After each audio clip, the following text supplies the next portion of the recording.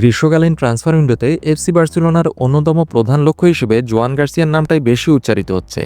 একজন দীর্ঘস্থায়ী চৌকস গোলকিপার বার্সেলোনার জন্য খুবই প্রয়োজন। যদিও 24 বছর বয়সী স্প্যানিয়াল গোলরক্ষক জোয়ান গার্সিয়ার জন্য অনেকগুলো ক্লাবই তৎপরতা চালাচ্ছে, কারণ প্রিমিয়ার লিগের বেশ কয়েকটি ক্লাবও তার উপর নজর রেখেছে।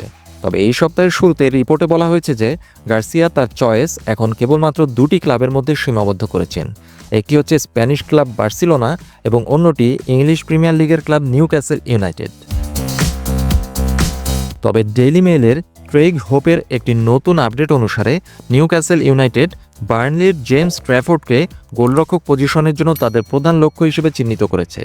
প্রকৃতপক্ষে নিউক্যাসল ইউনাইটেড, যারা উয়েফা চ্যাম্পিয়ন্স লিগে আরেকটি মৌসুমের জন্য প্রস্তুতি নিচ্ছে, তারা ট্র্যাফোর্ডকে গোলরক্ষক স্লটের জন্য 1 নম্বর টার্গেট হিসেবে চিহ্নিত করেছে এবং শীঘ্রই বার্নলির এই খেলোয়াড়ের জন্য একটি অফার পাঠাতে পারে।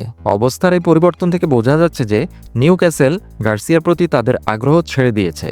যদিও স্প্যানিয়ল শিবিরের ভেতর থেকে আগের রিপোর্টে দাবি করা হয়েছিল যে ইংলিশ ক্লাব নিউক্যাসলের সাথে গার্সিয়ার চুক্তি হওয়ার সম্ভাবনা খুব বেশি। জোয়ান গার্সিয়া নিজেই নিউক্যাসলের প্রস্তাব প্রত্যাখ্যান করেছিলেন কিনা, নাকি সৌদি মালিকানাধীন ক্লাবটি কেবল স্প্যানিয়ল গোলরক্ষকের পরিবর্তে ট্র্যাফোর্ডের দিকে এগিয়ে যাওয়ার সিদ্ধান্ত নিয়েছেন, তা এখনও স্পষ্ট নয়।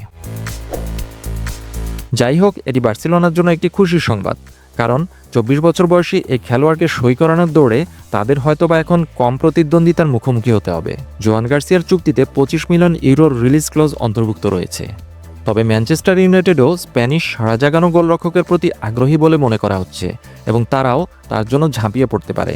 গার্সিয়া এবং তার শিবিরের সিদ্ধান্ত আগামী 2-1 দিনেই চলে আসার সম্ভাবনা রয়েছে। এখান থেকে পরিস্থিতি কিভাবে এগোবে তাই এখন দেখার বিষয়।